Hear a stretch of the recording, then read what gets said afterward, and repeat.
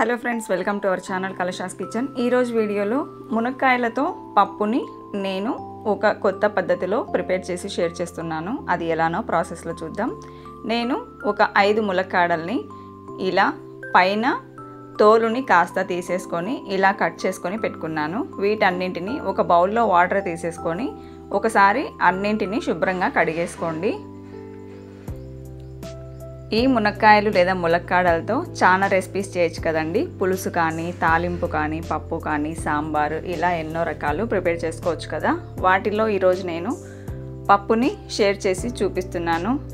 Maybe ఈ పద్ధతిలో ఒకసారి ప్రిపేర్ చేసి చూస్తే మీకు ఇంకా బాగా నచ్చొచ్చు, అందుకే నేను షేర్ చేస్తున్నాను. ఇలా శుభ్రంగా కడిగేసిన తర్వాత ఈ బౌల్లో మరికొన్ని ఫ్రెష్ వాటర్ని యాడ్ చేసుకొని మనం కడిగి పెట్టుకున్న మునక్కాయల్ని ఇందులో వేసేసుకొని కాస్త రాళ్ళ ఉప్పు వేసుకొని ఈ మునక్కాయల్ని స్టవ్ మీద పెట్టేసుకొని ఉడికించుకోవాలి. ఇది ఫస్ట్ ప్రాసెస్ అండి. ఈ మునక్కాయలు ఉడికిపోవాలన్నమాట. ఫ్లేమ్ని మీడియంలో పెట్టుకోండి, లేకపోతే వాటర్ పొంగిపోతాయి. చూడండి, ఇలా బాగా ఉడికిపోయేటప్పుడు మనం స్టవ్ ఆఫ్ చేసేసుకొని ఈ మునక్కాయల్ని సపరేట్ చేసేసుకోవాలి. చూడండి, ఒకసారి ప్రెస్ చేసి చూస్తే ఇలా మెదిగిపోతుంది కదా. ఇప్పుడు మనకి మునక్కాయలు ఉడికిపోయినట్టే. మరి ఎక్కువగా ఉడికిపోతే విరిగిపోతాయి కాబట్టి స్టవ్ ఆఫ్ చేసేసుకొని సపరేట్ చేసేసుకోండి. ఈ మునక్కాయల్ని ఇలా చిల్లుల గరిటెతో వాటర్లో నుంచి సపరేట్గా వేరొక పళ్ళెంలోకి తీసేసుకుంటున్నాను. మన కలశాస్ కిచెన్ ఛానల్లో చాలా రెసిపీస్ ఉన్నాయండి. నాన్ వెజ్ రెసిపీస్ కానీ, టీ వెరైటీస్ కానీ, స్వీట్స్ కానీ, ఇలా ఎన్నో రకాల ఐటమ్స్ని నేను అప్లోడ్ చేశాను. మీరు ఒకసారి చెక్ చేయండి. డిస్క్రిప్షన్లో కూడా కొన్ని వీడియోస్ని ఇస్తాను, చూసేయండి. ఈ వాటర్ని పక్కన పెట్టేసుకొని నేను ఒక బౌల్లో వాటర్ వేసుకొని ఈ కప్తో 1.5 కప్పు కందిపప్పుని ఇలా శుభ్రంగా కడిగేసుకొని పక్కనే ఉన్న కుక్కర్లోకి యాడ్ చేసుకుంటున్నాను. పప్పు మనం నిదానంగా ప్రిపేర్ చేసుకున్నా పర్వాలేదు అనుకున్నప్పుడు కాసేపు నానబెట్టుకొని చేసుకోండి. అర్జెంటుగా అప్పటికప్పుడు ప్రిపేర్ చేసుకోవాలనుకున్నప్పుడు కుక్కర్లో ప్రిపేర్ చేసుకోండి.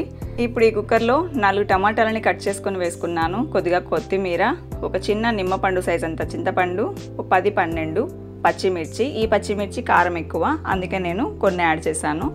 1 టీ స్పూన్ పసుపు, 1 టీ స్పూన్ ఆయిల్ వేసుకొని మునక్కాయల్ని ఉడికించి పెట్టుకున్న వాటర్ని ఇందులో వేసేసుకోండి.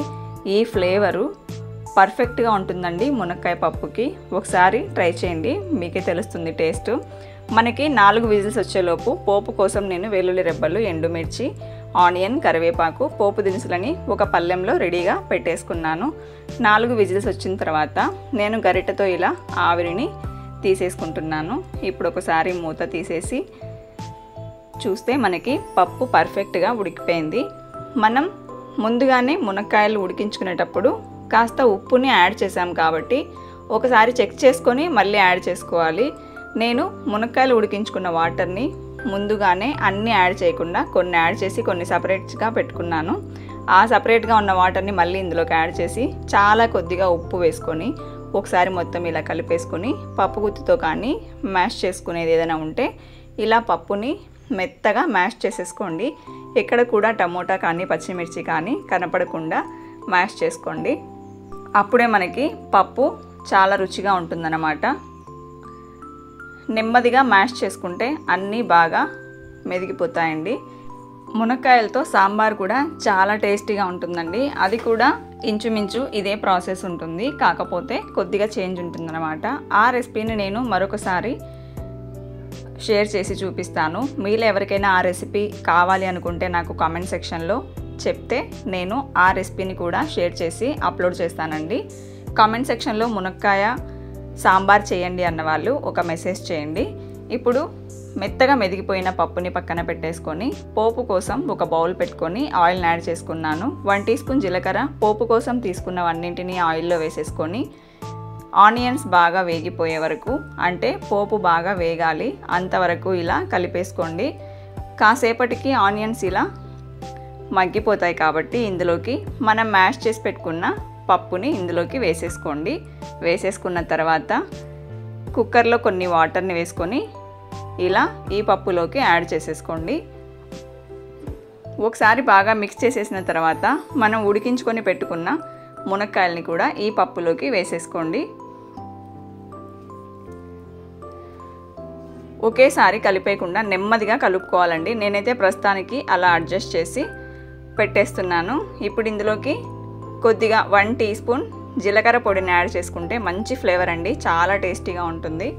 కలపకుండా మూత పెట్టేసుకొని కాస్త ఒక పొంగొచ్చే వరకు ఈ పప్పుని ఉడికించుకోవాలి. అప్పుడే ఫ్లేవర్స్ అన్నీ బాగుంటాయి అన్నమాట. చూడండి, ఇలా పొంగుతున్నప్పుడు, బబుల్స్ ఫామ్ అయి ఉడుకుతున్నప్పుడు ఒకసారి నెమ్మదిగా ఎడ్జెస్ నుండి ఈ మునక్కాయలు అన్నవి విరిగిపోకుండా నెమ్మదిగా మొత్తం ఒకసారి కలిపేసుకొని స్టవ్ ఆఫ్ చేసుకోవాలి.